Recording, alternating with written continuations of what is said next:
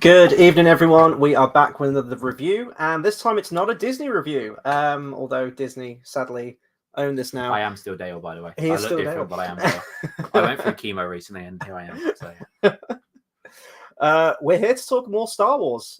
Earlier than expected, so we did Phantom Menace back in it was May, wasn't it? Was it first week of May? Somewhere time anyway, for the 25th anniversary of Phantom Menace.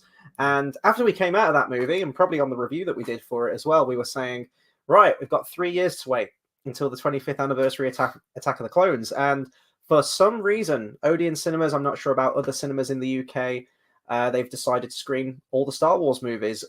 They said all 10 of them, I believe, including Rogue One. They've left out Solo because technically, well, if we're splitting hairs, there's technically 12 Star Wars movies because if we're splitting hairs, there's 6. Yes, we'd have to split hairs. If you want to split hairs even more, there's 3. But yeah, I totally agree. Yeah, so they're leaving Solo out and they're not putting the Clone Wars movie out, which was terrible anyway. So yeah, we're just going to be watching the main 6, and we were tempted to maybe go and see Phantom Menace again, but we literally only watched it a handful of months ago, so we skipped that one earlier in the week, and we're pretty much fresh out of Attack of the Clones. Pretty packed audience, which was always good to see. Bigger than Phantom Menace. Oh yeah, it actually wasn't it? Yeah, no, that's a good point. And this was a blast from the past. I can officially say that now. It has been 22 years since we went to see this film at cinema. Well, we didn't see it together then. I didn't know you back then. There are people that weren't alive then that now have jobs and are millionaires. It was that long ago. It's so depressing. Yeah. This for a long time was our cut-off point, wasn't it? It was just like, oh my god, people can't remember Attack of the Clones. Okay, let's talk Attack of the Clones. We don't have a plan for this, by the way, so this is just going to be very, very off the cuff, but it's good to get back to Star Wars reviews and talking Star Wars. As we said, we thought we'd have to wait 3 years until talking about the next one, but a handful of months later, we're going to be talking about all of them. So, over to you, Attack of the Clones. I don't actually remember the first time I saw it. I don't, because I'm trying to remember the first Star Wars movie I saw. I feel like it was 1. But I don't, it's all like a blur. And so, because obviously I was a lot younger, I don't remember the first time I saw Attack of the Clones. But what I do remember, and what I always remember, is it being my least favorite one. It still stands as my least favorite one. Mm-hmm. But today I probably enjoyed it more than I've enjoyed it in the past. I don't know why. I just think maybe because I've seen it so many times and I know it so well. But it's just, I feel like the pacing of this movie is just bad. Mm-hmm. I run into this with just the negative, but the pacing of it, I'm not a fan, because the thing is, Phantom Menace, the pacing is, I mean, I don't know if I'd say the pacing, but as a movie, it's a very slow movie. It's a very political, and you're like, all right, cool. And especially in 1999, when you're like, what, 5 or however old I was, it's very it just goes over your head. And even now, it's so political, it still goes over your head. But this is a lot more action. But we were even saying earlier, what was it like the last battle scene? There's a battle, and then there's them leaving the battle, then there's another battle, then there's this. There's so much that's you could have had that in half, and you could have had a battle here, but it's literally I think episode 3 is not guilty of this, but episode 1 and episode 2 seem like what they do is they're just we need to get a lot of information in. They both do it. Episode 3 is not guilty of it, but that's what I think of episode 2. It's really difficult talking about, well, any Star Wars films, but especially the prequels, without mirroring a lot of the stuff that Plinkett says in the Red Letter Media videos. And I agree with a lot of his points in those reviews, but there's some which I do disagree with. I think he's pretty hard on the CGI, and there is a lot of CGI in this film. There is more than I perhaps would like visually. Do you know what I was going to say, actually? In the thing, in the scene with the thing, where C-3PO's head comes off and gets... in the droid factory. That's it, droid factory. Yeah, and it gets replaced with, obviously, the droid. It reminded me of, when you go bowling, you see those videos, the really bad 3D. It reminded me of that, because of, obviously, the way they're standing as well, and you've got that sort of thing. But the way it looks as well, it does remind me that is kind of funny in a way. Yeah. But I think that adds to, because the thing is, when you've got a movie which... It is quite laughable. It's, it's in a lot of ways, I think having things like that just makes it great. Mm-hmm. Yeah, it's really difficult to talk about this one for me without it sounding like I'm regurgitating points that were made on the Plinkett review and everything. But I do agree with some of those points. So some of the points that I say now are probably going to be indicative. And, people have been talking about, 22 years, and people still talk about the Star Wars films, and they've been taught to death. They've been dissected and torn apart, and people have kind of found like a new acceptance with them, a new fondness for the prequels now, because we live in a post-sequel trilogy world. And you go, wow, the last trilogy that was reviled maybe isn't as reviled as much now, because we've had one that's even worse. There are elements of this film that I really like. Hey, we got GT Verba says, hello there, General Kenobi. No, that's going to be the third one. Couple of weeks away, and we'll have our Revenge of the Sith review. Attack of the Clones. I do remember seeing this film for the first time, but this film sort of sandwiched in between episode 1. I distinctly remember watching episode 1 for the first time, because that was the first Star Wars film I ever watched. Completely rocked my world. With all the merchandise and everything, I was obsessed with that film. Went to see it so many times, and distinctly remember all the memories tied around that one. Episode 3 at the time, and maybe we wished it had been, I went into that going, this is going to be the last Star Wars film I ever see on the big screen, because it's going to tie up the whole saga. Darth Vader's in this one. It's tying everything up in a bow. Obi-Wan's finally going to face Anakin. It was an event. I still remember seeing that film in the cinema. I remember how packed it was, and I remember how everyone was into that film.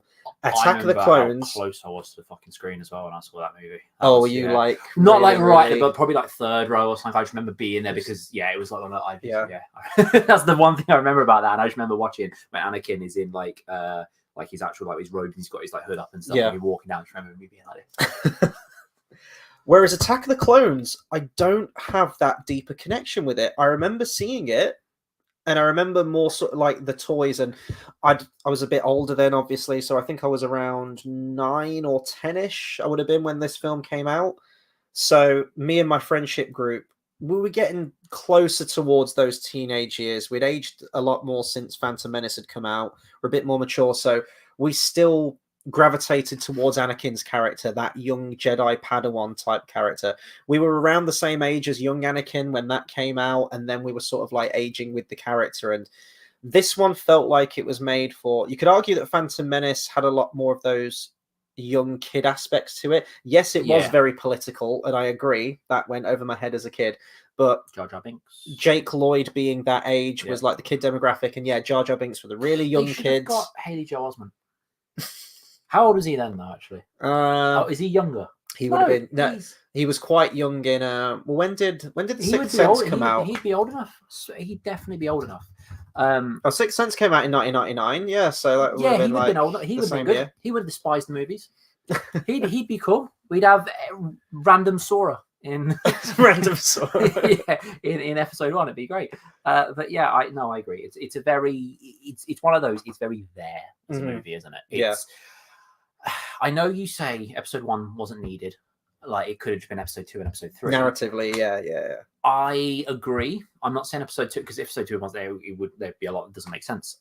But I think episode 2 could have been condensed a lot, and there could have been more action. It could have been more exciting. I think they wanted more exciting. Like, you ever met a girl really, really hot? You talk to her, she's like, no, she doesn't say anything. That's literally Attack of the Clones. That's good. That's a good example. But I remember liking Attack of the Clones for the action at the time, and not really much beyond that. I think, because you had the whole dynamic of... agree. GT Verver says... I agree. Attack of the Clones is definitely the worst. Yeah. And when we say the worst, we mean of the proper 6 Star Wars films. The only 6 Star Wars films. Yes. If we're going to bring Disney into it, then suddenly Attack of the Clones is like way up the list. Oh, wow. Okay, we got Andy's Cardboard Star Wars says, I remember seeing Attack of the Clones in the cinema early 20s at the time. It was seen as a positive coming from Phantom. Yeah, and honestly, like, when I say which one do I prefer, is it Phantom Menace or is it Attack of the Clones, which one's better, I am kind of split on my decision, because I think visually, I definitely prefer Phantom Menace, because it was shot on film, and I just feel like there's a bigger blend of practical and CGI in that film. I think it's like the perfect mix of the two. Whereas this was the first one that was shot on digital, and it looks it. Like, everything looks very glossy, looks very clean, has a sheen to it. And some of the effects, you can definitely see where a lot of the time and effort and the money went into certain effects in this film. And then other scenes where maybe they were trying to cut corners, or maybe they were trying to get around it, like the textures on some of the characters didn't look great. For example, all of the stuff at Geonosis, like the Colosseum battle, the creatures, the Reek, the Acklay, the Nexu, look incredible. All of like the actual ground fighting towards the end, which is actually my favorite stuff in the film, and I wish we'd have got a whole film like that, which would have been the Clone Wars, and it gets glossed over in the main line of films. But where you've got like the big starships crashing to Earth and the dust clouds kicking up, and you've got the clone troopers moving through the mist, with all of that stuff looks fucking incredible. But then you've got other scenes like, I really don't like Digital Yoda in this. You could definitely see how they refined it in episode 3, and there's a lot more textures on it, and the effects have improved. And since they've gone back in special edition Phantom Menace, we now have sort of that like Revenge of the Sith quality Yoda in that movie. But this was the first one we got Digital Yoda. I always found Phantom Menace Yoda looked weird, the original. Oh, the puppet, the original Hobbit yeah, always looked weird. yeah, Because the thing is, in 4, 5, and 6, the puppet looks cool. But in 1, it looked really odd. 4, 5, he and looks 6, stoned, sorry, but, you know, yeah. He looks, because he even makes that weird face. With the eyes. Yeah, and it's just, and as much as he looks weird, seeing it again, I mean, I've seen it a couple of times without him, like without the puppet. The puppet still makes it. Like, you need the puppet. I think it's great. Like, but 2 was obviously the first one. It was CGI, and it's good to have that continuity. That, you know, what's the other word when everything's the same?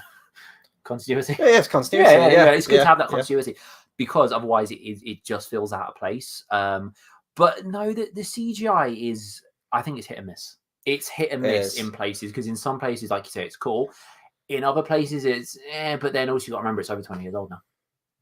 Well, that's true, but even then, like, I remember some of the effect. One of the effect shots that looks really shoddy to me, it's some of the background images. It's where you've got Obi-Wan, Mace Windu, and Yoda in his little hover chair walking through like the Jedi Council chamber, and it looks fake as fuck. Like, you can tell they are not in that environment at all. The worst one was Camino, where Obi-Wan's walking down the corridor. Oh, and you see, like, that's the worst one to me. Like, as I say, I know I say you got to remember it's 20 years ago, but what I mainly mean is it's more acceptable now to think that and go, yeah, but it was 20. Like, in the sense of your brain can kind of make that connection now, so it doesn't look awful, which is kind of more comedic now. But like I say, like, it's like even the dialogue, it's comedic. It's, you get the weird lines of, you know, I don't like sand, all that sort of stuff. And I was literally just sat there just laughing. It's brilliant. Like, it's those little things that I think make it feels like it doesn't take itself seriously, but it does, and that's the weird thing about it. I'm going to defend the I don't like sand line. I think that line gets way too much hate.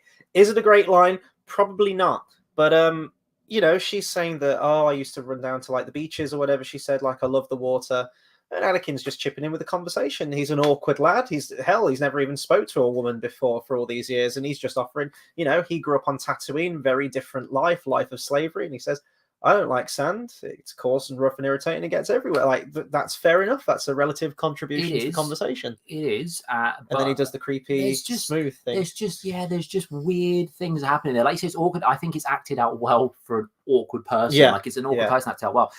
But it is one of those things where you just think, if you've got a missus, you ever have an argument, you want to put that on. Show how he is to her and go, at least I'm not like that. Yeah. That's fine. So I reckon this saves a lot of relationships.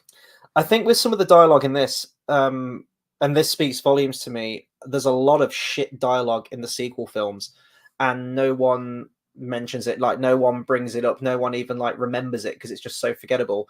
But even though some of the dialogue isn't great in this, there is a cadence. There is a way there is a way that people speak in the prequel films that is memorable, whether it's through meme culture, and you could say like, oh, like, ironically, it's fun dialogue, it's memorable dialogue through memes or whatever. But I think George Lucas was kind of deliberate with the way that he wanted the lines to be delivered, with the type of dialogue that they say. It is very archaic. It is very theatrical. It feels like a play.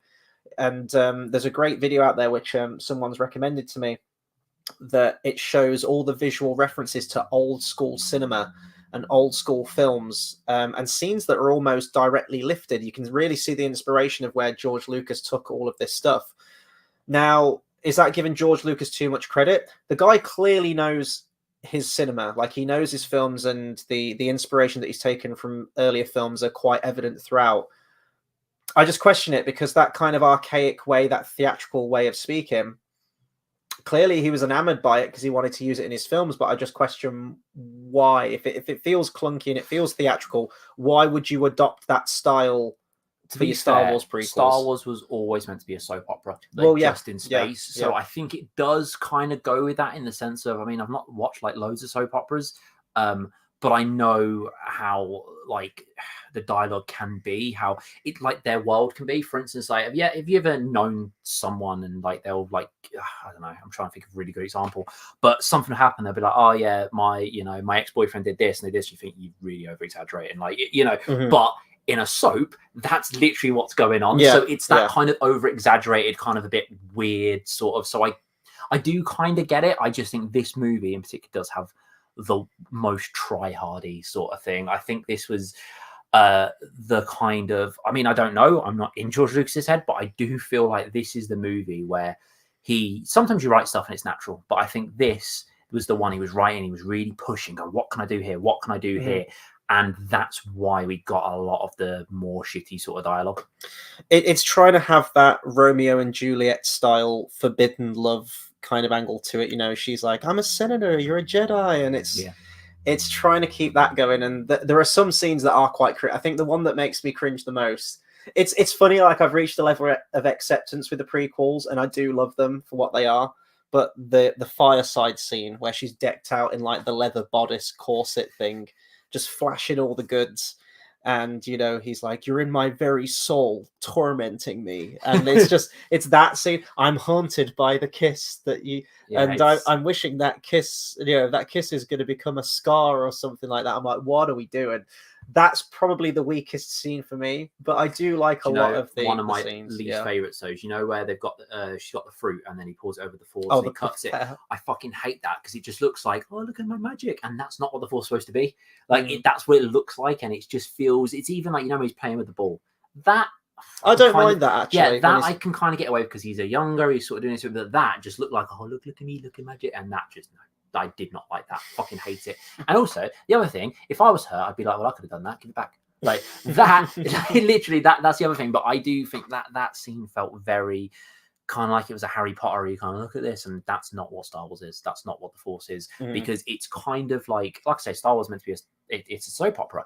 But 7, 8, and 9 weren't. It was their kind of they were doing it to be flashy and big, and it's kind of like that scene was doing it to be, look at us, we got the Force, and it's like, but that's not what Star Wars is. It felt like that was when George Lucas had a day off and someone asked, put this in. That's what it felt like. I don't mind. I know people really fucking hate the pear scene. Like I'm aware of how much people hate that scene. I actually don't mind that. I just kind of watch it. I'm like, whatever. To me, it's just the pacing of the relationship and just how quickly we get to the goal at the end of that marriage. Because there's again, Plinkett does this and he breaks it down in the video, like breaking down all of Anakin's swings and misses. So it feels like I'm regurgitating it, but it's true.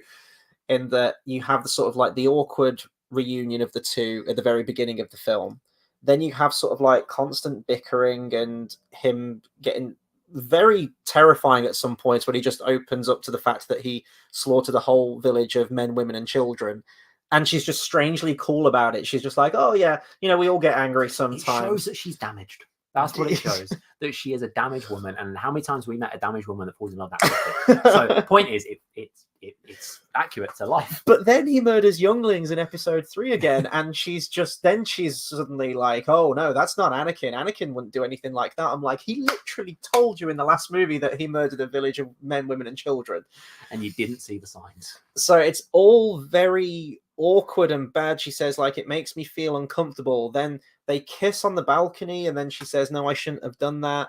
And then she dresses in a leather corset, and then she's just like, we can't be together. She can dress in a leather corset. I don't mind that. The outfit's looking great. Like Natalie Portman in this film. Oh my God. Absolutely. Wow. And then it's I truly, deeply love you when they're at the Geonosis arena, and then they get married, and it's like, whoa, okay. There's none of the if you remember how like Han and Leia was in Empire Strikes Back, and you had that kind of like tittle tattle bickering, you could tell that the two were attracted to each other, and she but that is like a wonderful real human connection. This one, I don't mind Shakespearean dialogue. Shakespeare is one of my favorite writers, and I do like that lofty, whimsical dialogue, but I don't know if that necessarily works for Star Wars, or at least for this kind of relationship that we've seen in this world. Beaver, what do we say? Like episode 1, 2, and 3, it should have been episode 2 should have been like the second half of episode 1. Yeah. And then episode 2 should have been like the first half of episode 3, then episode 3 should have been like that, plus like, so, episode 2 should have been him slowly falling to the dark side, which, yes, he did, killing the sand people and everything, but there should have been more to it, because 3, like you said, it feels so rushed of him just falling to the dark side, where it should have been more of that should have been paced across the trilogy. And that's what I think 4, 5, and 6 had. There was a pacing going on in the trilogy. There was an overarching villain, like you said, like obviously 1, 2, and 3 just felt like they're all just separate entities. That's where they fall flat. They're not one big story. They do feel like separates, whereas 4, 5, and 6 do feel like one big story. And that's where the dilemma comes to me when it's like, do I prefer Phantom Menace or do I prefer Attack of the Clones? As a movie overall, I think I do prefer Phantom Menace compared to this one. But then I look at the narrative merit of both of those films, and I think, well, to be honest, maybe apart from like the Shmi Skywalker stuff, like his mom, you kind of have a wasted movie. There's not really a lot that's accomplished in that movie that feeds into the greater narrative of Attack of the Clones and Revenge of the Sith. Attack of the Clones and Revenge of the Sith feel very tightly knitted together, but it feels like you're missing that movie. Like we needed more Dooku. We needed to know more about the separatist movement and all of because that's fascinating stuff. That's such a good character. This Jedi that's defected to the dark side because he doesn't believe in the, he believes that they should all be like separate systems, and that's breaking away from the Jedi, and he's a bit more radical, and he's kind of torn between the two. That's a great villain. That's a great character, and I was actually taken aback again watching this again how little Count Dooku is in this movie. And you get Darth Maul in the first one, he's barely in it. You get Count Dooku in this one, he's barely in it. And then in the next one, Dooku's out of it pretty much in the first scene. And you get General Grievous, and he's barely in it. So you have all of these villains that each one of those villains are really cool. Like, on their own merits, they're really cool. But there's just not enough of them. I still think episode 3 is, it's definitely the best of the prequels, but it's still I say a very good movie. It's still a good movie. Like, episode 3 is still a good movie. I don't know if I'd say like Mr. Y, good movie. Because it is a very good movie. There's certain problems and stuff which we'll get onto when we see that one. But like episode 2, just like you say, there's just so many things that are missed, because I think it's episode 1 and 2 definitely just try and fill it with because episode 1, very good example of just they talk and they just explain stuff that you're just like, cool, right, get on with it. Like, and they're just going over explaining the lore that's like, if this was a book, cool, but it's not, it's a movie. We need a little bit more. And episode 2 kind of goes, right, we'll give you that little bit more, but it's talking. Then the action, it's fucking long, and it's like, all right, the action, just shorten it a little bit. You don't need a fight scene to be as long as that. You don't need the speedster scene at the beginning to be as long as that. You don't need, and it just episode 1 and 2 do feel like they just drag so much to get so much out there. I was getting exhausted at the speeder chase at Coruscant, and I remember it being a long scene, but what I am all these set pieces, it was just what I am thankful for with those set pieces and stuff is in Lego Star Wars, the species scene at the beginning, like that's a proper level, which like it warrants a proper level. It's and then like the droid factory proper level, and that's cool. And all these kind of things are warranted in that. That's the one thing I'm thankful for. But I will say, like all of the set pieces, George Lucas always believes in pushing the envelope with visual effects and CGI. And for 2002, this is still kind of, I'd say, the infancy of CGI, but I'd say around the early 2000s, this is where like the most leaps were made in CGI around this kind of era, because you had the Lord of the Rings films, Two Towers was this same year. You'd had Gladiator back in 2000. You had The Matrix in 1999, as well as Phantom Menace. You have all of these films starting to integrate more CGI, and it's just getting better and better and better. In my opinion, it kind of hits its peak around Dead Man's Chest with Davy Jones, which still looks absolutely flawless. Dead Man's Chest? What year was that? 2006, I think it was. Was it? No. So like the Lord of the Rings era and Dead Man's Chest to me is sort of like the peak of CGI. It has got better in many ways. You look at Avatar, which is a very pretty, I hate the film, but the visual effects in that, and then Thanos as well in the MCU looks outstanding. So it is constantly getting better. But this was the era where I think like ILM and George Lucas were really pushing that. with all the digital backgrounds and the vehicle sections in this. Some of the establishing shots, I will say, when we watched it on the big screen tonight, and I'm so glad it did, the screen just widened at the beginning, and we were actually sitting pretty close to the front, not like ridiculously close to the front. It was a good place to sit in. It was that kind of pretty much just dead on like that. Sweet spot, wasn't it? Yeah. But you have like all these vistas of Coruscant and Geonosis and stuff, and I was just marveling at that, thinking like, this was 2002. This looks outstanding.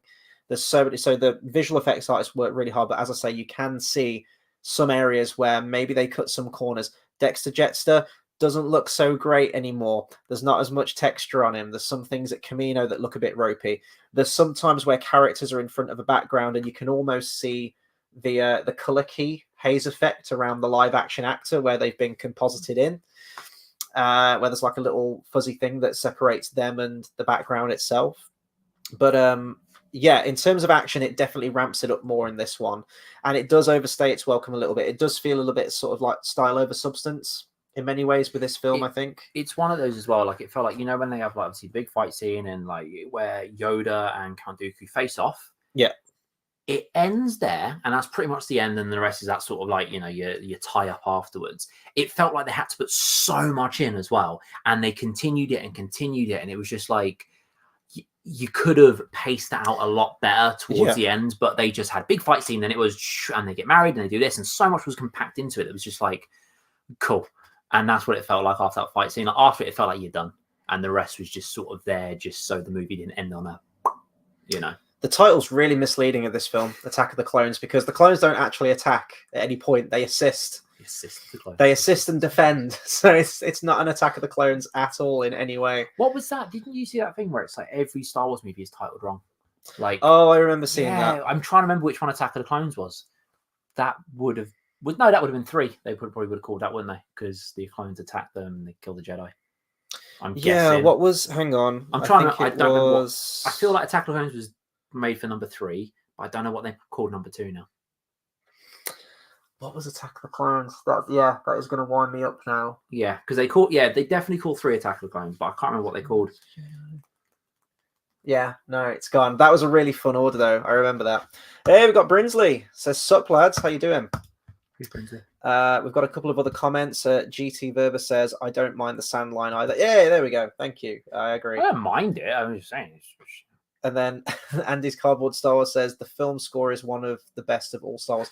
Yeah, I will say John Williams, Christ. What else can you say about the man that hasn't been said before? The thing about this, though, as much as that's kind of true, and it is, there's so much recycled from other movies. There is. And that's probably why, but I don't see it as the best just because it's not the first time I've ever heard a lot of that music. Like, there's, which scene is it? But it's got the exact music where Darth Maul dies and he falls down the shaft.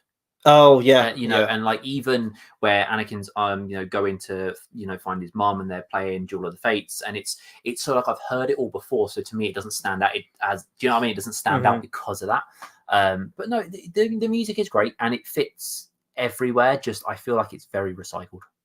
It is, and I think this is the most rushed scores out of all of them. So around about this time, John Williams was working on the Chamber of Secrets score, the second Harry Potter film.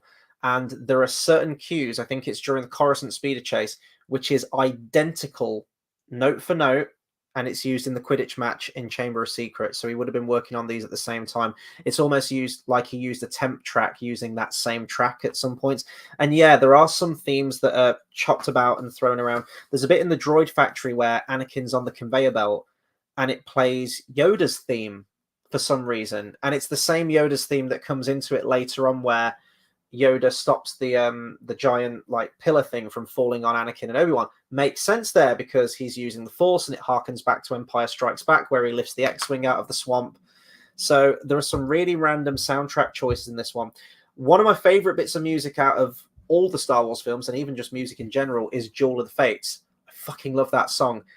And it appears in this movie and it's great when it plays because I love it. But why is Duel of the Fates playing when Anakin's on a speeder in search of his mom?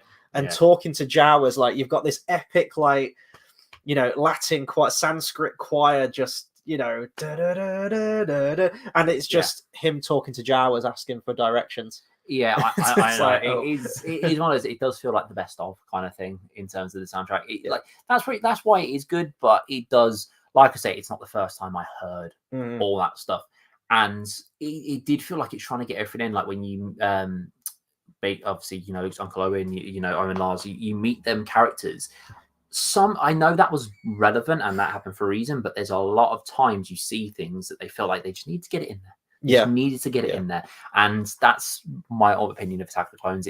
It's stuff where it's a movie where they just need to get a lot in there, and they just pushed it in. I feel like Episode 3 was where they could go, right, we've got all the stuff we need to do, so let's do something good, and that's what I thought Episode 3 was. Yeah. Speaking of the music, like the last thing I'll say on the music, there is a piece of music that was written for this film, which is outstanding, gorgeous, one of the most beautiful bits of music I've ever heard, and that's Across the Stars, the love theme for Padme and Anakin. This fucking standing, one of John Williams' best, one of the best pieces of film music I've ever heard in my life. He's getting on now, isn't he? He is. He's in his 90s. He very much is. Gotta be, yeah. Let me check. He is 92. Yeah, he's getting on. So if we want him to, we need to make a movie soon so that he can score it just before yes, that's what we need to do. That needs to be the thing, because once he's gone, who's going to do the good scores? Yeah, I know it's. But no, the thing is, in reply to that where it says, how's it hold up? Brings this comment. Yeah, I haven't seen Attack of the Clones in so long. I'm curious how it holds up. I think it holds up as a movie. It does, and it does what it needs to do.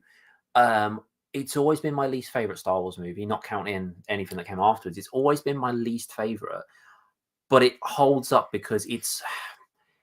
Is there anything? There are things I'd do differently if I did the movie, but it includes what it needs to include. It's not like Last Jedi, which is like, what the fuck was that? It's like, okay, it does what it needs to do. In the most entertaining way, probably not. There's a lot could be fixed, a lot could be changed, but it holds up very well. And it's like, if I ever watch 4, 5, 6, 1, 2, 3, I always get to 2 and think, this will be fun. Where's my vodka? What I mean? That's what I always think. But at the same time, it's not like I think, I could just skip it. It doesn't, it's not of that level, It's a fine action movie. I think it's fine. The action in it does drag on a bit too long, but there is definitely more action in this than there was in Phantom Menace. But you do have that really ham-fisted love story and some plodding dragon scenes that really make no sense throughout it. The thing that makes no sense to me at all, I mean, there's a lot in this movie that doesn't make sense, but the big thing is the whole Obi-Wan, Kamino, Jango Fett thing to me. So you have I love the hierarchy as well, the chain of the assassination attempt on Padme here. So you have Palpatine, who recruits Count Dooku, who recruits Jango Fett, who recruits Zam Wesell, another bounty hunter for some reason, who then uses centipedes, uses a droid, which then uses centipedes to go and kill Padme. It's a long, It's so that is funny. I just love that. But we did not need Thingy's character, did we? It just needed to be Jango Fett. That was a very, and I think having her kind of diminishes Jango Fett. It's like, but he's a bounty hunter. He's cool and he's good, and he's supposed to be not the offspring, the other one of Boba Fett. He was the original Boba Fett, so it's supposed to be big, and it just takes that away a little bit, makes him a little bit shitty. But then the bit that just makes no sense to me is that whole plot line, because he uses a toxic dart, a Kamino saber dart, as Dexter Jettster says. So he uses a weapon that can be directly traced back to him and to where he's at and to where the clone army's at. So that tells me, he used that because he's trying to lure the Jedi. He wants them to follow. He wants them to investigate and find where Kamino is. But then you have that, and then Kamino's been wiped from the record, they're trying to keep it a secret. So that means that he doesn't want the Jedi to find Kamino. But then when Obi-Wan uses his initiative and goes there anyway, they find it, and it's almost like they want the Jedi to see the army that they've created for them, because Palpatine wants to create his war. So he needs the Jedi to be aware of the clones because he wants them to use them to get the war going so he can use emergency powers. So it's almost like Jango Fett wants Obi-Wan to find him, but then when Obi-Wan does find him, he kind of acts really shifty. He's like, Boba, and he says something in that language, and he's like, close the door so he doesn't see my armor. And as soon as Obi-Wan leaves, he says, "Pack your things, we're leaving." And it's like, shit, they're onto us. We need to get away. So I'm like, okay, so you didn't want Obi-Wan to follow you. But then he follows you to Geonosis, and you're trying to kill him with seismic charges and to shoot him. But then you need the Jedi there to find the... It doesn't make any sense, and I need that to make sense. Would you... what, for a hefty price, because they didn't obviously say how much he gets paid, but for a hefty price, 50 million, would you let people clone you? Make an army of, yeah, too. And I keep one of them. Yeah. that was weird as well when you think about it. It's like, I just want to keep one. It's like, okay. It's like the ultimate narcissist, isn't it? It's like, I'm not going to sire my own son, like, and my own children, but I just want a perfect replication of me. It's just... I don't know if I'd want another me to look after. The world can look after thousands of me, that's fine, but I wouldn't want one. Jango Fett's like, I shall call him Mini-Me. Basically, yeah. He is exactly like you, except 1/8 of your size. Basically, yeah. Yeah, I wasn't going to say... Okay, this is weird to me, right? So, Obi-Wan gets to Kamino, and Tornwee and Lama Su are there, and she says, like, "Oh, Jedi, we were beginning to think you weren't coming." Now, the Jedi... I don't get the whole Cypher Dyas thing.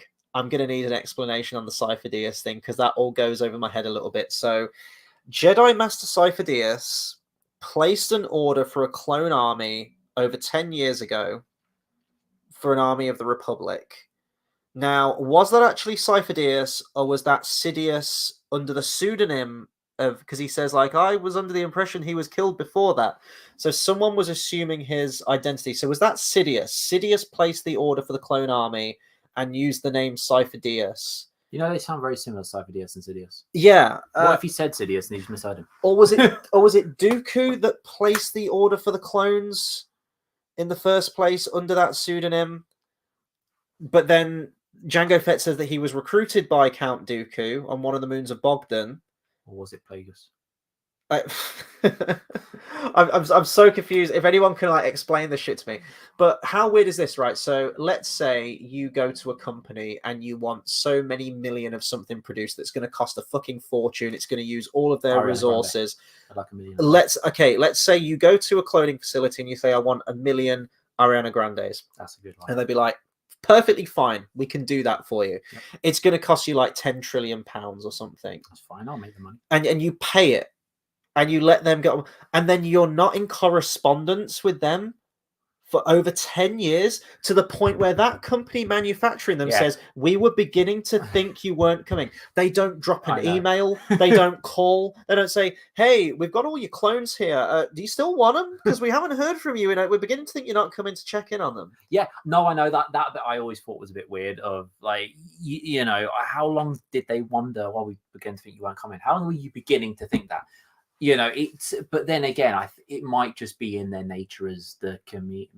What are they called? Kaminoans. Kaminoans. This is weird because in this movie they call them Kaminoans, and then in all the Clone Wars series they call them Kaminoians. Kaminoians. Which is, you'd have... Why aren't they called Kaminians? That sounds like a name. Kaminian. Like, I don't know. Kaminoan. But then another thing that doesn't make sense to me, and it's all around this the whole plot here doesn't make sense to me. Obi-Wan gets there, and he is acting shifty as fuck. Like, he doesn't know anything about this. He's clearly clueless. He gets there, and they say, like, tell your Jedi Master, Cypher Dyas, that his clones will be ready. And then he's like, oh, yeah, no, he's dead. And they're like, oh, that's weird. Yeah, and he's asking all these questions like he doesn't know what the clones are. He's like, excuse me, what are these clones for? Because they're under the impression that the Jedi Council have sent him specifically to inspect this, that he will know what they're about. And he's asking all these questions like he's completely fucking clueless. Yeah. And they say, like, I trust that's why you're here. And he's like, yep, that's why I'm here. And he's like acting really awkward. Yeah. Why wouldn't that like raise alarm bells with the Kaminoans? Like, something is amiss here. Yeah, I mean, I do think it's genuinely in their nature kind of thing. I think they're more, not thick, but that simple-minded, like, cool, like, in terms of social skills. Like, that's how I see them. They're like, oh, I begin to think you weren't coming. They just do their thing. Like, that's how I see them as characters. I thought they were just very sort of, well, we'll just keep doing it. You know, I'll put you show up eventually. Like, that's how So are they in league with Sidious in this? I think not counting like the Clone Wars and stuff, because fuck that, whatever. I'm just going by the movies because you don't really know. Like, are they evil? Are they just kind of like No, I think they're on being the fence, exploited, like neutral? their powers, like their powers, like the whole coding sort of shit. Like I think that's all being exploited, and I think they're just a bit simple. Like, yeah, cool. Oh, we thought it was for the Jedi, and then like if they turn around and go, it's not. They go, oh, is it not? Oh, okay. Like I genuinely believe that would be their action. Go, oh, okay, yeah, cool, sure. Like I think that they're a little bit kind of, when I say simple-minded, like I say, kind of a bit like Switzerland. Yeah, like neutral. Neutral in the sense of like when it comes to war, they'd be like, all right, cool, we're just pretty neutral. They pretty much probably be the same. They're not gonna say one thing or another. It's not like they go where the money goes, but they're like, well, someone paid for them. Oh, fucking it's yours then. Yeah, cool, right, cheers. That's it. They don't really care. You see how isolated they are as well. Like their planet isn't isolated. It's in, there's the sea, and then that's there. Like realistically, if you were to look at planets, if you go, right, where am I going to live? Do I want to live here, here, here? And you saw Camino, would you look at that and go, yeah, I want to live there? Well, apparently it's like a big business because he says, you know, that they'll be your friends as, you know, depends how big your pocketbook is, like how much you're paying them. It's clearly a lucrative business. Like, why aren't people going to? This is their livelihood. This is them as a race. They're cloners, right? You know the guy that made Flappy Bird? Uh-huh. You know, he made a lot of money to make Flappy Bird, and then he was just like, nah, he's delete that, it's too good. So point is, people don't always think business in the same way. Like, you know what I mean? Like, it could be just one of those things. I do just think they're a bit simple-minded. That's the way I see them. Even the way they walk and the way they talk, the way they look, I do think they're just a little bit. Could you imagine one of them fighting someone? No, not really. No. Could you imagine one of them even arguing? No, not really. I do think they're just a bit simple-minded. But in reference to what I said about where would you pick, I do think Camino looks like a quite nice place to live, to be fair. As long as the structure is fine, you live in that, you're like, it's raining out there, it's cool, but I ain't going outside. One thing I don't get though, why was Obi-Wan's hair wet? He had the hood up, and then he came and his hair was soaked. I'm like, I don't get it. Yeah. I get it a little bit damp from the, but you're outside for what? And then he goes on the hologram, standing outside in the rain. I'd be like, sit back down first. I put the shelter on, and then he just seemed a bit thick there. Maybe it rubbed off the simplicity. And then he says, scramble this message to care of the old folks home. And I remember hearing that as a kid, just it didn't even compute. I was like, did I think he said old folks home and he actually said something else and I misheard? No, the code name for the Jedi Temple in the movie is the old folks home, which is real. Why did George Lucas write that? I don't know. It came from his mind. He is the mastermind. I am not worthy. Yeah. Brinsley says, do they mention Camino more in the Clone Wars series? I believe they do, and I think they say that they were in league with Sidious the whole time, but that's not in this movie. I don't think they were. That's not explained in this movie. I don't think they were. They seem a little bit, you know. And Brinsley says, I'd let people clone me for free as long as I get a couple to boss around. Oh, you're like Django then. Do you know what? That would be cool. Get someone to watch. Oh, that'd be cool if you had your own clone. You get to boss around, and then you get to control them. They go to work, they make money, they come home, they give it to you, and they just sit there in the corner and do this. That'd be cool. That's actually a really good idea. Yeah. I'd just be worried that they'd like snap. It'd be like the Prestige. They'd like get self-aware or something. Yeah, but if they're a clone of you, that means if they snap, you'll be like, oh shit, it's only a matter of time for I do. Oh yeah. So, yeah. GT Verba says Palpatine carries the prequels. I ain't going to disagree with that. I think probably Ian McDiarmid and Ewan McGregor are the shining two out of the prequel series, I would say, the prequel trilogy. Yeah, I mean, I think Palpatine's character is, and I think I like the secretive, thing behind him. Do you know what? He's not in 4, and then you see him in 5 for a bit, and then you actually see his presence in 6. It's a very mystery, see him bit by bit. And it does kind of happen again in 1, 2, and 3, because in 1 he's barely really there. Like he's just kind of, then he becomes a little bit more important, and in 3 he's pretty much center. So yeah, it does the same sort of thing. Brinsley says, I don't mind the Camino part, but I don't like the first assassination attempt, and the chase was kind of silly from what I remember anyway. Yeah, it's still silly. I think the thing that really pisses me off is, and Plinkett mentions this in his review as well, how Obi-Wan's meant to be, he mentions that he used to be reckless, but at least how it's presented in the prequels, Anakin's the reckless one, he's the rebellious one, he's the one that you can't really control, he's boyish. And he's Qui-Gon, and he's that more reckless. But you get the Qui-Gon character, which could have been Obi-Wan. Yeah, and like Obi-Wan's kind of reserved, he's like, patience, use the Force, think. Well, he didn't think patience, use the Force, think, when he chucks himself out of a fucking window and grabs a hold of a droid. Yeah. And Plinkett mentions this in his reviews as well. It's like, what if that droid was rigged to blow and it was like a self-destruct for function. Yeah. Obi-Wan's gone. He doesn't know where that droid's going. Mm. And he's like just suspended and he's like swinging through the fucking city. It should have been flipped. Like Anakin should have saw that droid and be like, right, I'm taking it now. And he runs after it, jumps out the window, and Obi-Wan has to go, oh, I hate it when he does that. And he has to get in the speeder and find him. The thing is, the comedic moments in this feel very like the sixth Harry Potter movie, where the sixth Harry Potter movie was shot very dark. Like when you see Saw and stuff like that, it's got that darker kind of look, and it was shot kind of like that. And it was cool, and it went with the dark vibe of the sixth Harry Potter. But the whole thing, there was so much teen angst and fucking comedy and all this kind of there, which felt so a little bit out of place, especially if you know the book. And it's kind of like this, like the comedy, and it feels very sort of like, where are you going with this? Are you going to go down the comedy route, or are you going to do this? The movie feels a little bit all over the place. Well, the comedy, some of like the bickering and the banter and back and forth between Obi-Wan, it's always referring to past events and past adventures where that's the stuff we should have been seeing. We should have been seeing that friendship on screen. And it's always like, oh, I haven't seen you this tense since you fell into that nest of Gundarks, referring to a previous incident.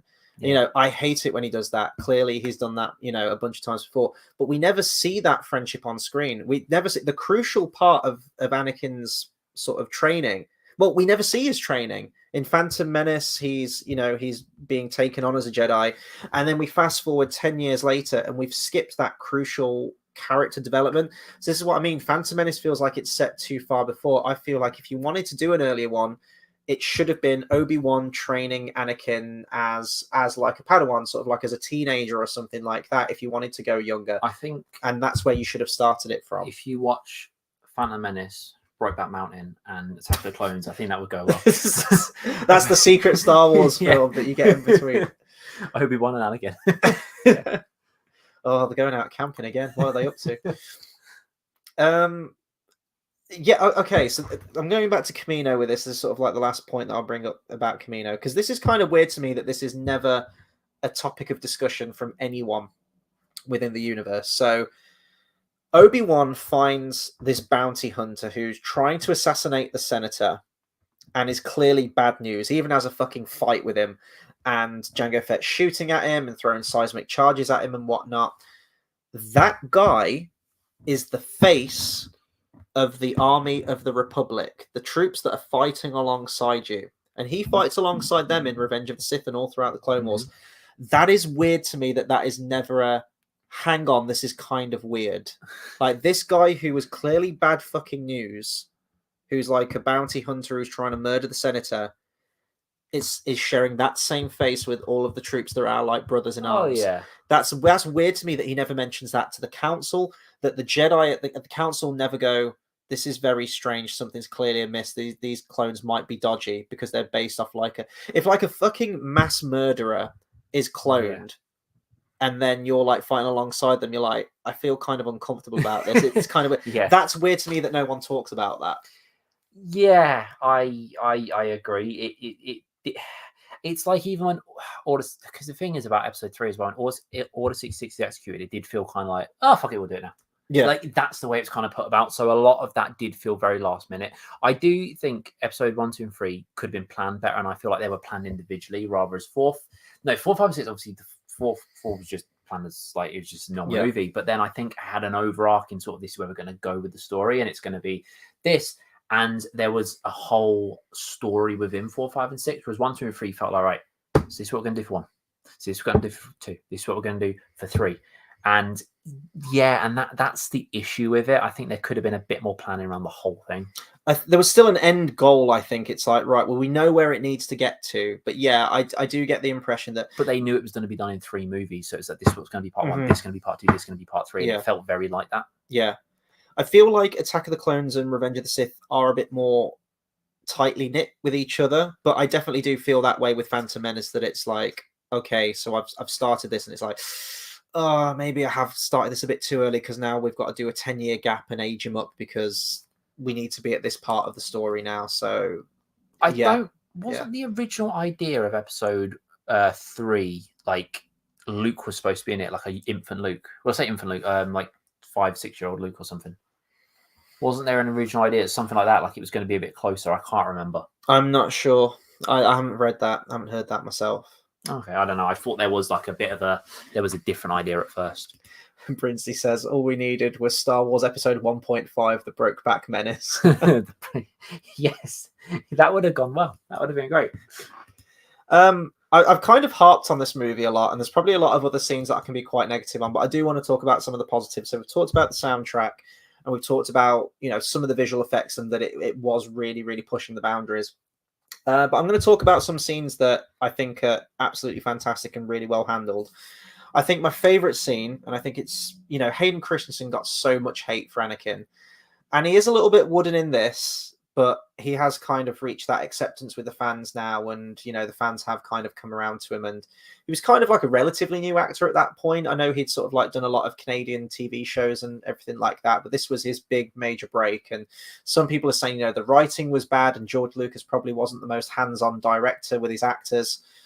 I don't blame Hayden at all, but I do think his delivery is a little bit stilted. But then, even, you know, you have some actors like Natalie Portman, who can be a great actress, and even her lines are pretty stilted. But the scene where he finds his mom and she dies in his arms, I think is incredibly well acted from Hayden Christensen there. The bit where his voice is kind of catching in his throat, and he cuts off his sentence, and the music kind of builds, and it almost sounds like the soundtrack to Psycho. You know, you got these strings, these intense strings building and building, and he looks into the camera with that intense glare before he kills all the Tusken Raiders. That's a really well handled scene, in my opinion. Like, the music there and the emotion from Hayden Christensen, it really comes through.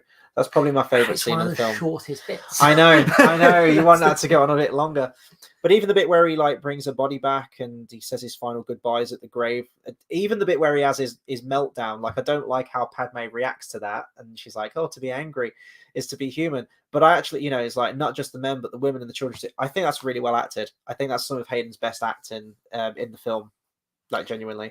Is it weird if it was me? And, you know, you go there, your mum's dead, you just can't leave her then. Well, it's fucking hard to do that. And you just leave her, she'd be dead. But like, what happened? Like, yeah, she died. You won't bring the body back. She'd be like, that's just fucking extra fucking baggage, isn't it? Like, you know what I mean? You just leave them there. I think, I hate going like, oh, it would have been better if this happened. But I think it would make more sense for the story. Because as I said, like, he tells her that he kills a whole village of men, women, and children in this. And she seems to be absolutely fine about it, even going so far as to marry the guy at the end of the movie. And then when he kills younglings again, it's almost like that's a massive shock. So I think you could still have the scene where he kills all the Sand people, but have him keep it to himself, and she's blissfully unaware about this. And then you could have that line in Revenge of the Sith that you still have from Emperor Palpatine, where after Anakin kills Dooku, he goes, "Yeah, but he was an unarmed prisoner. I shouldn't have done that. It's not the Jedi way." And then Palpatine says, "Well, remember what you told me about your mother and the Sand people?" So it's like he's confided in Palpatine about that, and Palpatine's aware of that, but he hasn't brought that up to like his wife or Obi-Wan or anything like that. But he's trusted this information to Palpatine. I think that would have worked a lot better for the story and the characters. I agree. And I love the fact that C-3PO is his best man. Okay, C-3PO's... Okay, I hate pretty much all of the C-3PO stuff in this film, but I know you've got to have him in there because apparently he's got to be in all of them. Like, I get it. And I know that R2-D2 needs to be there because he's the one who eventually tells this story to the Wills from the Journal of the Wills, and R2-D2's present throughout all the key events. I get that. But so C-3PO is still with the Lars family. That kind of makes sense from where we last saw 3PO in the previous movie, in that he was still with Shmi after Anakin left. But then 3PO just kind of joins the crew. He just joins Anakin and Padme off on their adventure, and he leaves. Now, I do remember hearing that somewhere there was a deleted scene where Owen gives Padme 3PO, which would have explained why all of a sudden he's there. But why would they give up the droid? It's like, oh, yeah, you're going to need a droid that's for etiquette and protocol on your star-chasing adventures. Like, yeah. Yeah, it does. A lot of this movie feels like there's a lot of forced things where they just needed it to happen, and it wasn't fully thought about of how we're going to do it. It's just, this needed to happen, so we're going to put it here. I hate all the 3PO. Like, do you remember in the Colosseum where all of his dialogue is puns? Where he gets, R2-D2 rips his head off and starts dragging it along the floor. He's like, "Oh, this is such a drag." Yeah. And then he like stops like next to his body and he's like, "Oh, I'm quite beside myself." I'm just like, Yeah, Ugh. I know. This is what I mean by This is some of the pain. things do feel out of place to comedy, and it feels very not extremely, not like Batman Forever, not like that. Where like I mean, to be fair, I like Batman Forever. But that's a story for another day. But the point is, like, it's not too much. Just sometimes there's bits that you just think it's there, and then it's not for ages, and then Yeah. it is, and then it's not. You know, there's not a consistency within it, which is a bit which is a bit shit, but yeah, you know, it's I think just the whole thing has a cheesy kind of feel to it. Yeah. It holds up well as a movie, but it's got a cheesy feel, and it's just, will it ever be a great movie? No. I will never think it's going to be a great movie. I think the cheesy feeling definitely comes through in the title as well. And this is something that George Lucas tried to bring to Indiana Jones and the Kingdom of the Crystal Skull, which was absolutely the wrong decision and totally missed the point of what Indiana Jones is. But George Lucas is a big fan of like the 50s B movie kind of thing. Because, you know, with Kingdom of the Crystal Skull, he even wanted to call it Indiana Jones and the Saucer Men from Mars. Another that was a genuine title that was originally going to be. And then there was another one which was going to be Attack of the Giant Ants. So you can kind of see that. You could see that on a 50s poster, like Star Wars and the Attack of the Clones, you know, that kind of cheesy 50s kind of sound. So I guess, you know, there is that influence there. One question I was going to ask you about 3PO and R2, when they get to the droid factory and they're on that bridge is kind of retracted in, and 3PO is like, shut me down, machines making machines. Did R2 willingly try to kill 3PO there? Or did he know? Or did he know that giant, like, random platform droid was going to whiz round the corner and catch 3PO? Did he know that was going to happen? This is the thing. I feel like I don't know how he could know, but he's always been a bit mischievous, hasn't he? There's mischievous and then there's murderous. He straight up tries to murder 3PO. Because what if that droid hadn't come around the corner? 3PO's fucking dead. This is true. I know R2's trying to like save Padme, and it's a race against time before she's turned into like liquid metal. Yeah, but he tries to straight up fucking murder 3PO. That's a good point. The thing is, how would he know? How would he know Exactly. That's coming around? He's who does he remind me of though? Oh, who does he remind me of? What, R2? Yeah, he reminds me of a character that's kind of like will stop at nothing to complete his quest. Yeah, but also, you know, like the kind of it's that secret kind of like, yeah, he did it all kind of thing. You know, and he's the one. He's always been there. He's always been that mischievous one. Kaiser Soze from The Usual Suspects. It was him. Yeah, Jigsaw at the end of Saw. Yeah, it's what I mean. But it's kind of weird. Like, he just has this kind of weird feeling about him. Would you, if you were stuck in a lift with R2D2 for like, you know? Oh, I'd feel uncomfortable. That's what I mean. Yeah, exactly. Yeah. So he's got that kind of weird persona. But if you were stuck with C-3PO, you'd be like, dude, shut up. Please. Yeah. Just like that. So, yeah, I think he's got this weird, uncomfortable kind of thing. No, I totally see that. Brinsley says, was this the first time we see R2D2 using his jetpack too? Yeah, so that pisses a lot of people off because that's never been established before. And then all of a sudden, R2D2, an astromech droid, can just go and fly on little hover jets. Now, I'm going to ask you this question. Is that an issue for you? Because do you think it breaks the original trilogy? Is there any moment in the original trilogy where R2D2 could have used those jetpacks and flew at any point? The only thing that I can think of is that when he's in the swamp in Dagobah and he's underwater, could he have just gone and lifted himself out? But then would they have fired underwater? This is the thing. I've never thought about if it actually breaks the original trilogy for me until this second. Like, there's not been any, so I don't think it does, because there's not been anything I thought, well, surely he could, you know. I guess there's the bit on Jabba's sail barge, because he just sort of like drives himself off and falls off. So I guess he could have gone and flew off it.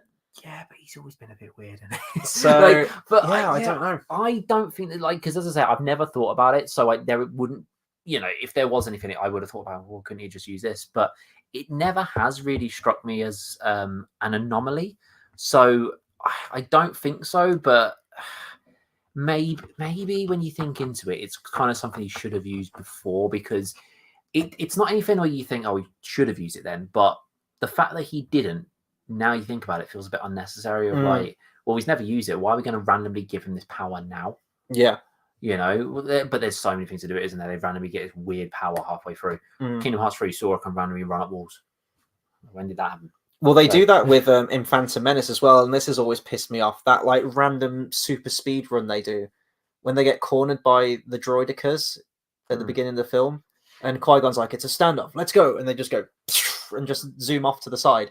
They Yeah. never use that super run ever again at any other point, Yeah, and that really pisses me off. I don't know. It's kind of like, I feel like there are some abilities where they're in anything where they're added, and it's like, well, if we use it again, they kind of nerf the character. Yeah, you know, yeah. we've made them like a god. It's like Yu-Gi-Oh and the whole, like, it started with Exodia and the 5 Exodia cards, and then they have to throw them off a boat because it's like, oh well, otherwise he's got to get out of jail card. Because he automatically wins if he pulls all 5. So we'll throw him in the water and we'll soak him wet, and it's like, cool. And it's like, why did we do that in the first episode? It was just such a weird, like, but yeah, I don't know how I feel about That's the what I'm- R2D2 thing, because but I'm like, well, that's- does it break the original it's good. trilogy? I That's don't what know I'm if going it to be does. thinking about when we watch 4, 5, and 6 now, though I'm going to be watching it being like, Yeah, is there any way he could have used this? I don't care about, you know, but like, I'll be like 4, 5, and 6, but any way he could have used that? Oh, technically, that's going to go through my head now. That's what I'm going to be thinking about. here you go. Brinsley, man after your own heart right here. He says, respect for somehow dropping Kingdom Hearts into a Star Wars review. I think I did it twice. Here's your man for that. I did it twice already. Every conversation we're dropping Kingdom Hearts references. There's a reference I still haven't managed to drop yet. Brinsley says, I do remember thinking Anakin was kind of cringe, but I don't blame any of the actors. I feel like it's mainly poor writing or George Lucas not getting the friendship relationships right. Yeah, no, I totally agree with that. And I don't mind Hayden as Anakin, actually. Like, I really don't. I like him. No, I really like him, especially in 3. Yeah. I do really like him in 3. And like you said, he portrays the awkward character really well. He comes across as awkward. And I do like that. And he does seem a little bit lost. The way he smiles at her, the thing is, the way he smiles, it does look creepy and looks a little bit like, dude, just close your mouth. I don't want to see your teeth when you do it. It's a bit weird. But I think he portrays that well. And I think if you just look at it as a kind of weird, because at the end of the day, how many people has he been around in the past 10 years? Well, exactly. Yeah. So it is, and I do like him, and I think he's done very, very well. I do always find it a bit weird when people shun, you know, Hayden as an actor. I thought it was a bit odd, because he did the best with what he was given. But I liked him. I thought he portrayed the character well. Yeah, I think honestly, like a lot of his best scenes, and honestly, some of my favorite scenes in Attack of the Clones are unfortunately the deleted scenes. And I think some of the deleted scenes really do show a level of humanity to the relationship, and I actually think it would have helped smooth over some of the misgivings with the relationship between him and Padme.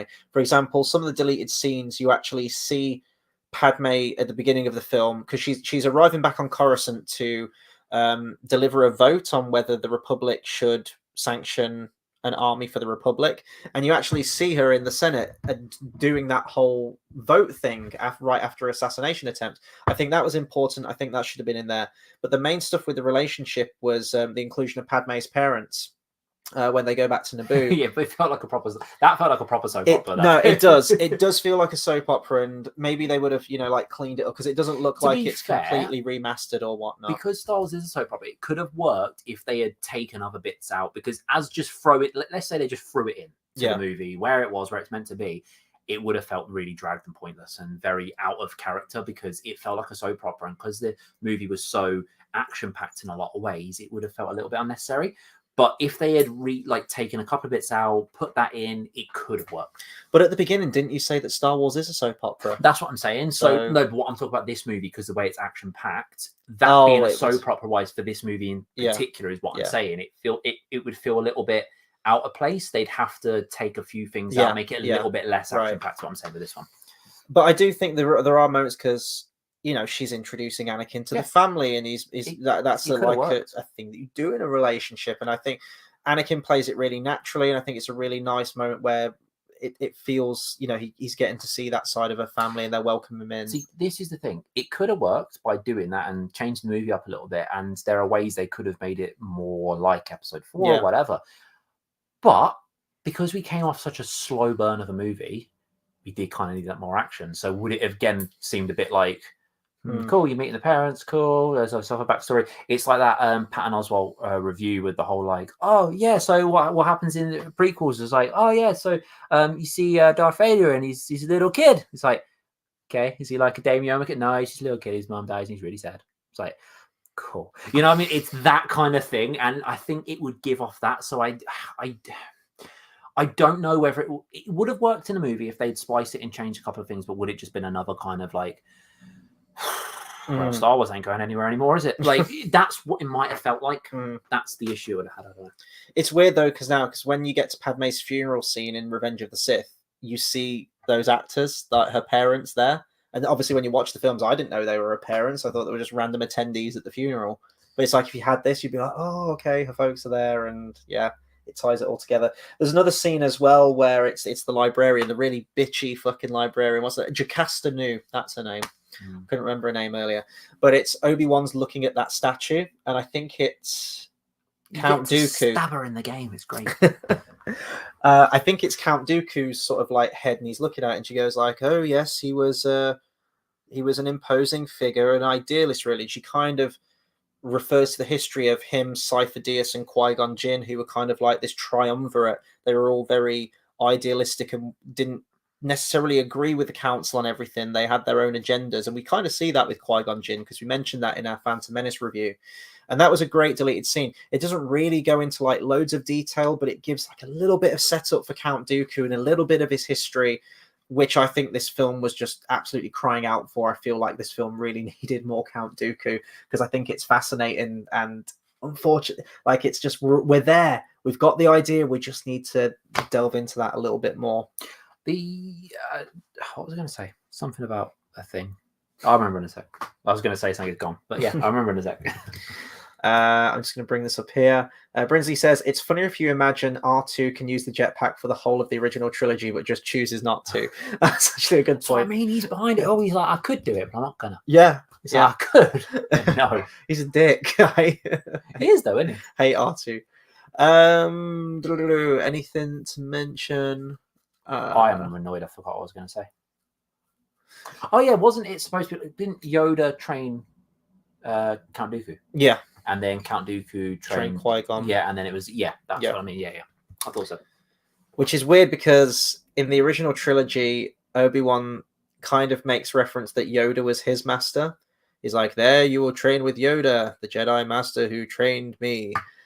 And then when Yoda in Empire Strikes Back is talking about Luke, he's like, he is too old. Yes, too old to begin the training. You're always like, you are reckless. Obi-Wan goes, so was I, if you remember. Now, I know they've kind of retconned that into Yoda was probably his master when he was a youngling, because Yoda trains the younglings. Yeah. I get that, but it does give the impression that it actually was his Yoda's master. How tall he is. He's fucking no, huge. I actually haven't. I can't remember what he looks like exactly. I saw it ages ago, but he's a really tall fucker. Yeah. And it's weird. It's just a contrast, a really tall fucker and he's small. Mm-hmm. But yeah, he is... Yeah, I can't remember. I swear he's like white. This big white alien thing that's really, really tall. I haven't seen that. I don't know what happened to him. Okay, what do we feel about Yoda with a lightsaber? That's usually a topic of conversation. I love seeing Yoda with a lightsaber, but I don't think you should use it often. Mm-hmm. I love the fact that he's that kind of Yensid.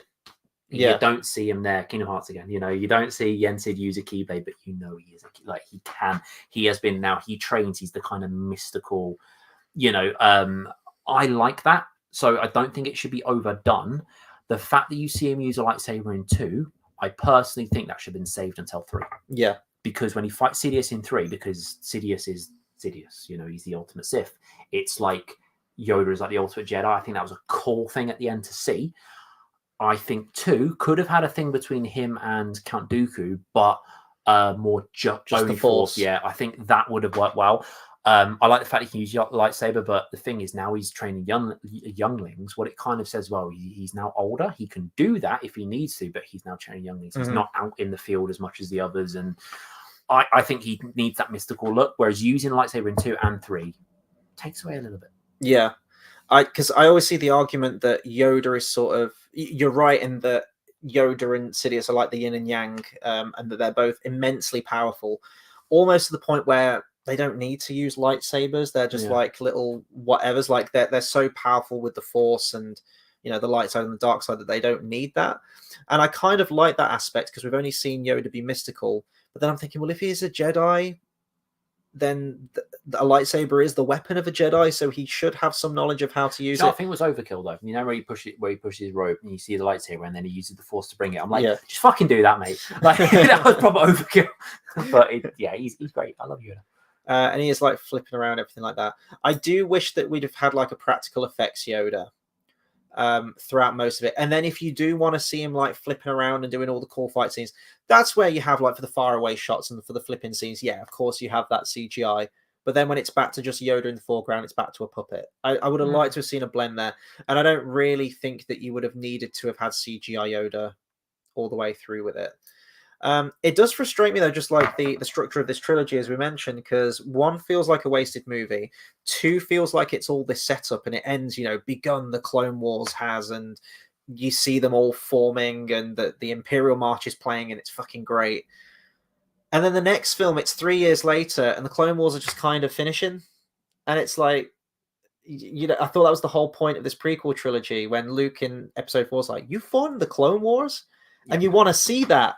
And we don't get that in the live action films. You're just getting that in the TV shows. So it's and then it's like a race to the finish with Episode 3, isn't it? I'm trying to think if there's anything specific to this film I wanted to talk about in terms of like it holding up. What I do think is interesting though, and I should have opened with this really, when I was a kid, I had this on video. I've got it on video down there actually. Well, I'm glad that was on my shelf. My eyes just darted down there. There you go.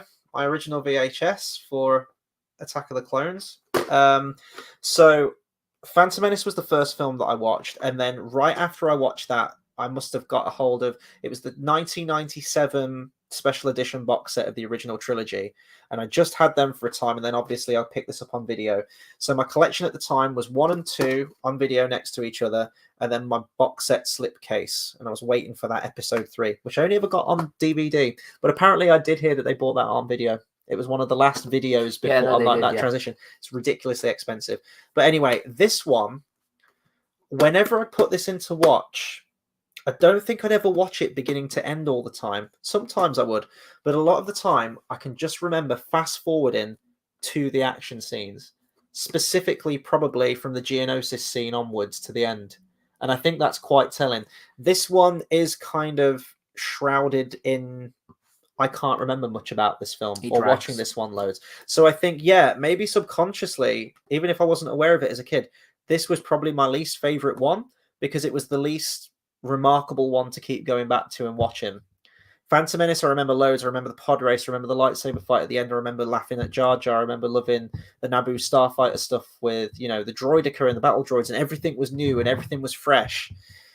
And then Attack of the Clones, it was just, oh yeah, there's a couple of cool action scenes in there that I might fast forward to. Oh yeah, I'll watch the arena fight today with the creatures. It's there. It does its job, and it's cool, but it's just not the most entertaining. Yeah, of them all, it's the least entertaining of them all. One positive I will say about this film as well, always just like John Williams with the music, it's Ben Burt with the sound design and the sound effects. This film actually has my favorite Star Wars sound effect in it of all time, which is the seismic charges from Jango Fett's ship. How the sound like kind of cuts out for a split second, then bang, and you get that like shockwave that comes out. Fucking brilliant. Brinsley's asked us, do you like sand? Oh, do you not like sand? I fucking hate sand. Like I really do, because it gets in things. It gets everywhere. Yeah. no, honestly though, I really, really do. Because I just absolutely hate it. As soon as you get a bit of sand in your shoe, it's fucking horrible. Fucking hate sand. Not a fan. I'm indifferent towards sand. There you go. It's horrible. You ever tried to set sand on fire? Stand on fire? Set sand on fire. You can't do it. I didn't know. Puts fire out, doesn't it? Does it? Well, there you go. Yeah. So that makes it even fucking worse. You can't even burn the shit. That makes it even worse. God, anything? I mean, we've been going for like an hour and 15 on this, so we'll probably like round off in just a second because it's quite late. But I'm trying to think if there's anything else that we can say about this. So I guess maybe, does this hold up? Because I mean, you said you saw this film about, did you say 6 years ago? Yeah, it was one of my times I ran just through all of them. And I mean, you fucking hated this film. Like this was your least favorite Star Wars film. Yeah. Is it? Would you say it still holds? It's still my least favorite. It still holds that. It's still boring in a lot of ways. It's still the one like it. If you were to, if you would say to me, let's watch it again in like 5 days. I'd be like, really? Like, you know, and it didn't. And the thing is, as well, it didn't leave me thinking, because I remember watching it thinking, imagine we were watching 3 straight away afterwards. It didn't leave me thinking, oh, I want more. I was there thinking, all right, give it a few days and watch 3. Like, it's still quite boring. It's still that. But it holds up as a movie in the sense of it does what it does. If you compare it to shit like Last Jedi, whatever, you guys, this is fucking diabolical. This at least does what it does, and like I'm okay with it being canon. I don't think it's shit and the whole like, oh, why did you do that? Why'd you do that? Why'd you do that? I just think it could have been executed a lot better. Yeah, I think that's the tale as old as time with the prequels, is that there are some great ideas in there, truly. Like, there is a great story in there with great concepts, but it is just that execution that unfortunately lets it down. And I do think that's true with this one. I can still quite easily watch this film.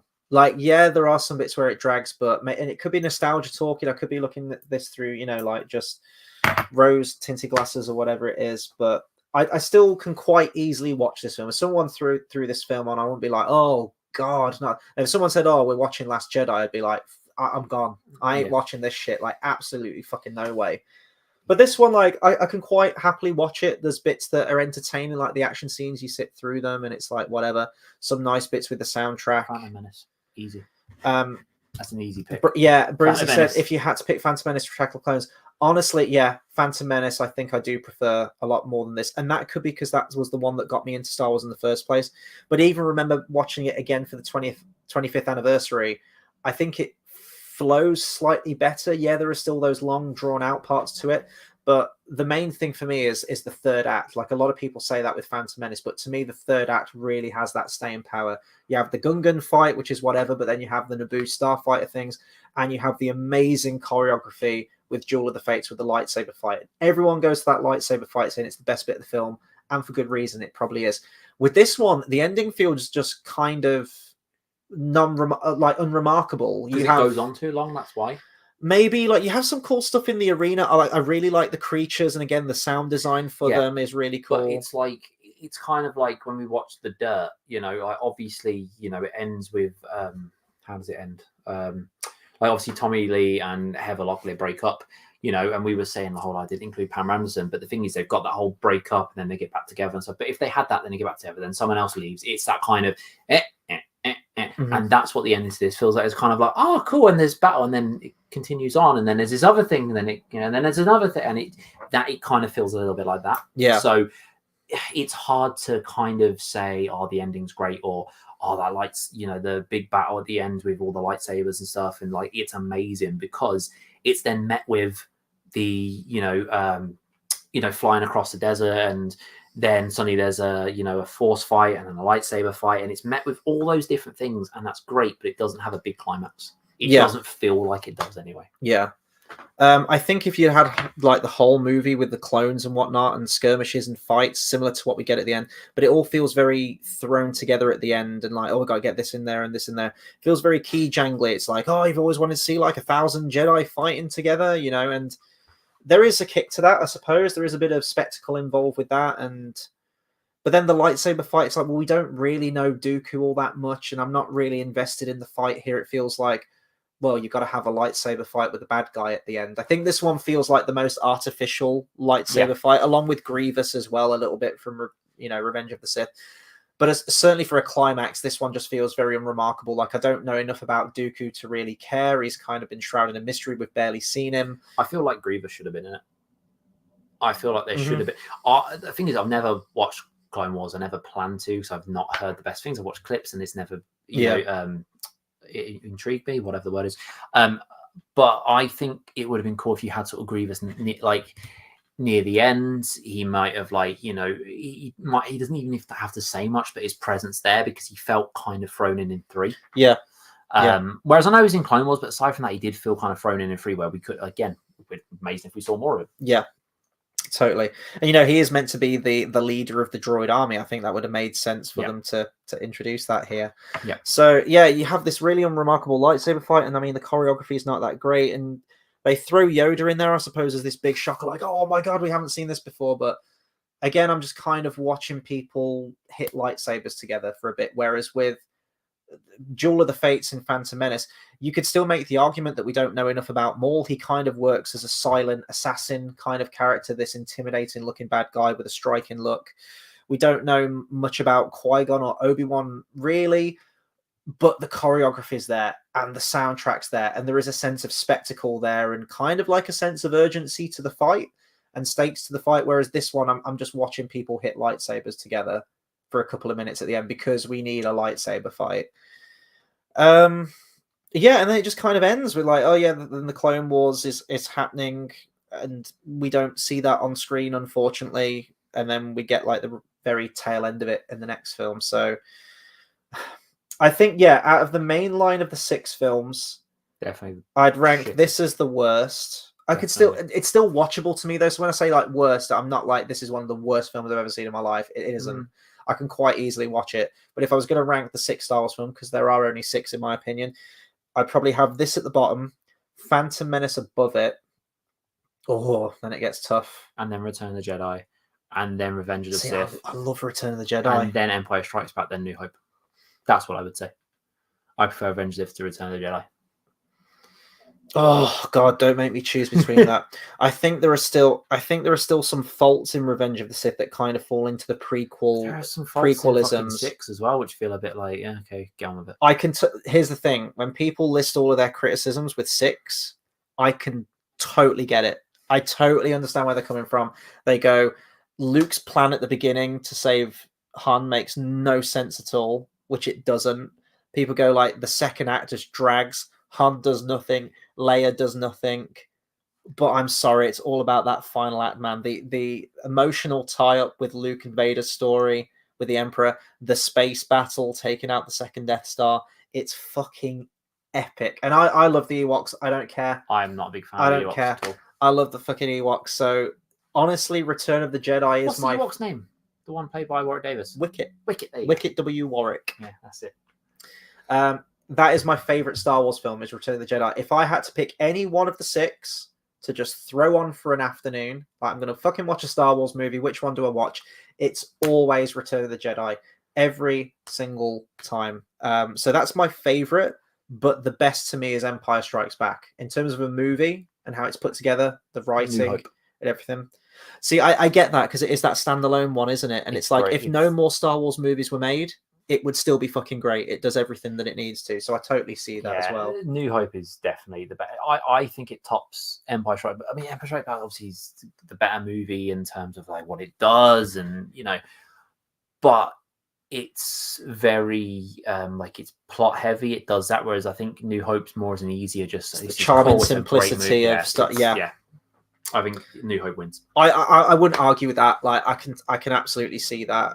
To me, I like the more complex story of Empire. I think the directing's better, and when you watch the 2 films back to back, just like the camera work and the immersion, like every scene I think about in Empire, I'm like, that scene's great. No, that scene's great. No, that scene's great. And it's like the whole before you know it, you've gone through the whole film, and it's incredible. But I totally get that it was that standalone movie, and it's the simple, A to B to C, first act, second act, third act, tie it off. And it's great. Brinsley says, I used to think Ewoks were dumb until I played Ewok Hunt on Battlefront 2. Scary as hell. Hell yeah. It's like guerrilla warfare. They're terrifying. Battlefront 2, what a game. Proper Battlefront 2. I know, and then they remade it. Yeah. Well, they remastered it, didn't they? I've not played the remaster, but apparently it's dog shit. Yeah, I'm like OG Battlefront 2 for me. Yep. Love it. Did you play the new one? New Battlefront 2? Play bits of it. The new one. Bits of it. It's better than Battlefront 1, the new one they did, but that was not setting it high, was it? I remember the first. That's like spraying your shit with perfume. Again. A bit better, isn't it? Like, you know what I mean? The first remake that came. Oh god, this is why I hate when they call it the same name. When they made the new Battlefront, 2018. Yeah, whatever it was. Yeah. I remember looking at that, and there were like 3 maps on it. There was Tatooine, there was Hoth, and was it Endor? 4, I think. Or Sullust, maybe. There was like 4. I was like, on PS2, I had Jabba's Palace, I had Mygito, Mustafar, Felucia, fucking everywhere, plus the space battles as well. Yeah, and it was like 4 maps, and then the rest, like Jakku was a bonus, but only for online. Yeah. Like there was... And let's be fair, that's Tatooine again. Yeah. But, like there was stuff on it just for online. It was just very... this online thing's pissed me off. Like there was literally, I saw a review for the new Harry Potter Quidditch game, and a selling point was there's no microtransactions. I was like, that's not a fucking selling point. That should be a standard. A Quidditch game with no microtransactions. I show you Quidditch World Cup on PS2, which is incredible. I know. I think we'll probably round it off there then for Attack of the Clones. In my head now, there's probably going to be like 1,000,001 other things that I've remembered about this film that I could say. I guess final thoughts on it. I really enjoyed it tonight. It was a nice bit of escapism in the week. It's still Star Wars hearing that 20th Century Fox fanfare. And then seeing Star Wars, when I watch it, I'm like, that's when it meant something. That's when it meant something. And now I see that, I'm like, oh, God, what are they doing to it now? Mm-hmm. Especially after watching The Acolyte. Fucking Christ. I watched one episode. Fucking hell, like this really cleansed the palate for me. And when we exist in a world where Attack of the Clones can cleanse the palate from something, you're doing something wrong. There's still lots I enjoy about this movie, and it's still Star Wars to me. I've reached a level of acceptance with it. I might not like every decision that's made, but there are still some bits that I really do get a kick out of, and it's kind of teed me up, and really looking forward to episode 3. So I'm going to check when we're booked in for episode 3 real quick. Tuesday I think it's the 9th. Let me check. I think it's later than that, actually. I think it's the following week. The 10th of September, Tuesday. Oh, yeah, you were close. Tuesday, the 10th of September. I now have 2 free slots, so I could go ahead and book Empire for us. And I think I'm going to book in to see Beetlejuice 2 as well, because I'm curious about that one. Either that's going to piss on another one of my favourite films. I don't like sequels anymore, especially to things that are like, why we're doing this like 40 years later or whatever it is. Like, I don't like sequels anymore. I just really don't. Yeah, it's got General Ortega, and that's a big selling point, so I'll watch it. But it's I don't like sequels anymore. I don't want to because I love Michael Keaton, and we saw him come back as Batman. And to be fair, the scenes where he was Batman, it was kind of cool, but also it was just like it's not what it should be, though, is it? And I'm worried that Beetlejuice 2 is going to be the same. I know there's been some early reviews out for it, and I've stayed away from them. I actually don't mind the trailers. The trailers have been fine, but I don't want it to be we're basically doing the first film again, but it's just not as good. The comedy's not there. It's not as hard-edged. Because there was quite a lot of language in the first one, and it was kind of raunchy with some of its humor. With the smoke thing and like the woman with and I'm worried that they're going to do away with that now, and it's going to be I hope that's not the case. It could be. It could be. Beetlejuice might be a woman. It'll be woke. So I might book him for that, and you might see a review for that next week if I get to it. Yeah, thank Christ. Did not know that. Brinsley says, are you reviewing episode 3? Yeah, so that will be a Tuesday. So we'll be doing a Disney review on the Monday, and then we'll be doing that on the Tuesday probably. And then we'll be doing the original trilogy as well. We're booked in for A New Hope. I need to book tickets for Empire and Return of the Jedi, but we're going to stop at that. We're not doing Rogue One. We're not doing 7. We ain't doing 8. We certainly ain't doing 9. Rogue One was shit. 7 was shit. 8 was shit. 9 was shit. None of them happened. They were all awful time. I didn't mind Rogue One when I saw it for the first time. I saw it a ridiculous amount at the cinema. I think I saw it 6 times. But my opinions on that have really dipped. But I still do think out of all the movies that they've bought out, Disney, that is the best one, which isn't saying much. But they don't bring out good movies anymore. Disney don't. No, we got a trailer for Moana 2, which could be good. I've not seen the first one, so I don't know. We'll see. We'll see when we get to that, because I'm not going to watch it until then. And Brinsley says, I'm guessing you are happy Acolyte was cancelled. I'm over the moon, mate. I'm over the moon. But it's just... Star Wars is a dead brand to me now. Star Wars is 6 movies to me, and all the memories of the video games and the little spin-offs and things like that, and the old expanded universe. Love all of that stuff. And actually, I will say that all the shit Star Wars stuff that we've had being bought out by Disney, it has made me go back to some of the expanded universe. I was listening to the Plagueis novel, for example, and I was watching a bunch of lore videos on the old expanded universe, and it was fascinating. Some of it's ridiculous, some of it's downright over the top and bad, but I was still really enjoying it, and to me, it's still way better than anything Disney's produced. Apart from Andor. Andor was really good, but would I delete everything Disney's done and get rid of Andor if it meant getting rid of 7, 8, and 9? Then yeah, I would do that. But Yeah. Brinsley says, I'll be watching Lord of the Rings extended trilogy at the cinema starting from the 10th. Hang on. Sorry. I need to check if Lord of the Rings is on at the cinema. Because I did hear rumours about that. And 10th of September, you say? I'm not seeing anything on my app, but I will keep an eye out in case. They had them on not too long ago, actually, the Lord of the Rings films. But yeah, if they put them on, I will absolutely be there. Oh, hang on. We've had a comment from Alec Harmon, who says, my least favorite Star Wars movie, but maybe my favorite to edit. I have a passing interest in fan editing, you see. Awesome. Hi, Alec. I know who this is. It took me a second to I was thinking of ideas, man. I was thinking of ideas of how we could edit this thing, and that might give spoilers away as to who you are. A saga edit needs to happen. I was thinking of scenes that need to be removed and lines that we can change, and we'll get it done, man. I like the winky face at the end. We're gonna get it done. Right. Speaking of Brinsley, what you mentioned about the Lord of the Rings extended trilogy, it's Lord of the Rings in name only, but I will be going live. Well, we're in Saturday now. Later today, so Saturday night. It's probably going to be like 7 p.m., maybe closer to like 8 p.m. or something like that, because I still have 2 episodes of the Rings of Power to watch. I might stay up tonight and watch one of them. But I will be going live tomorrow with everything in Middle-earth, and we'll be talking about episodes 2 and episode 3 of the 3-episode premiere of the Rings of Power season 2.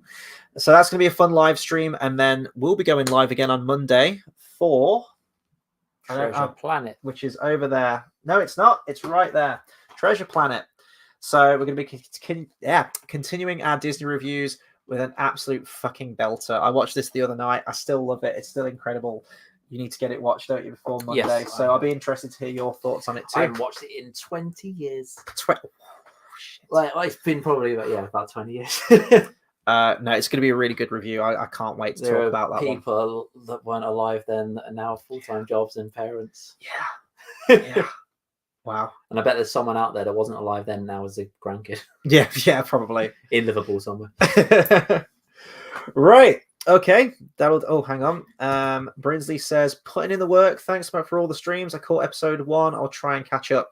Yeah, I hate the fact that they brought out 3 episodes. It's ridiculous. So I'm playing catch up as well. I'm going to finish work at 5 p.m. tomorrow, and then I'm going to have to try and watch both episodes and take notes on it and set up the stream. So I might try and stay up a bit later tonight and get one watched to save me that. But anyway, I'll be live tomorrow, later today, whatever, fucking time's weird. And we'll be live again on Monday. Alex says, sorry I came by so late, but I had dinner guests. That's fine. Glad to see y'all at the end. Thanks for tuning in, man. That's really good. And I'll chat to you in just a second. What are we doing? I don't know. I was just... cheers for commenting, everyone, tuning in, and we'll be seeing you on Monday. Take care, everyone. Just realize what you're doing. Good God. I'm just gonna let it play.